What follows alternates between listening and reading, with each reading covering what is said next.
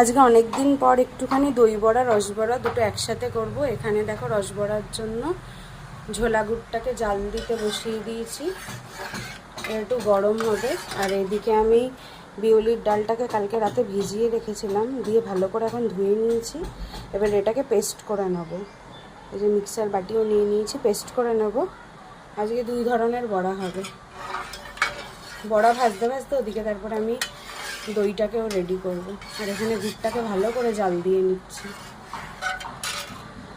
তোমরা কারা কারা দই বড়া খেতে ভালোবাসো কমেন্ট করে জানিও।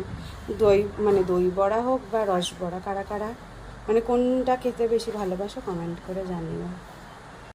তো এখানে আমার ডালটাকে ভালো করে মিক্সিতে পেস্ট করা হয়ে গেছে। তারপর একটু নুন মিষ্টি দিয়ে আবার হাত দিয়ে ভালো করে ফেটিয়ে নিয়েছি।